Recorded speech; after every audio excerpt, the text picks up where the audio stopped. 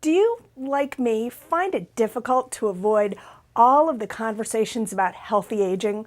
What to eat, what not to eat, how much exercise to get, what type of exercise to get? You know, in this day and age, when we're all conscious of living in an aging society, in aging communities, and growing older ourselves, I think that healthy aging can be overdone. Instead, I like to think about the idea of aging well and a sense of grace and dignity throughout our lives. But what does that really mean? We can all kind of identify with that sense that healthy aging feels like the checklist of things I should do, but I don't really want to do them every day, or I find them difficult to fit into my usual routine.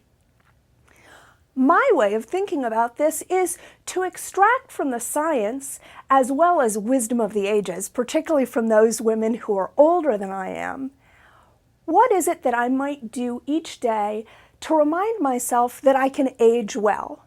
And there are three primary or important points that we can all keep in mind to understand how each of us can age well as individuals, as women and men living our daily lives and enjoying them. Those three things to keep in mind to understand what it is to age well are, first, to treasure important relationships.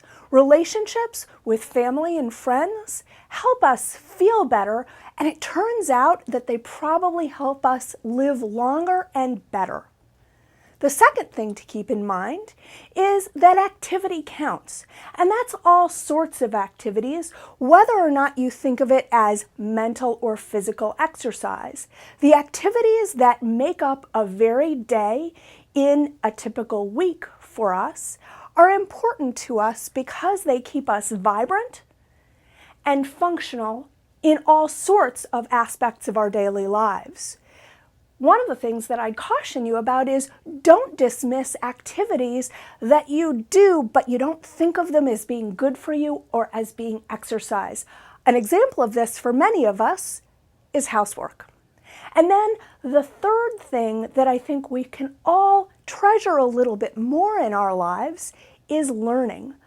Lifelong learning has become a cliche, but in fact, learning new and different things over the course of our lives is something that adds richness to our lives as we live them, and again suggests through the science that there are ways to extend our lives and live them better by learning new and different things, particularly new and complex skills.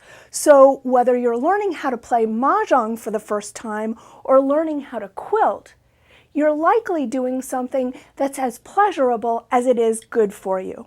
So try to avoid the checklist approach to healthy aging and instead think, how can I feel fulfilled, content, and endeavor to achieve a sense of well-being?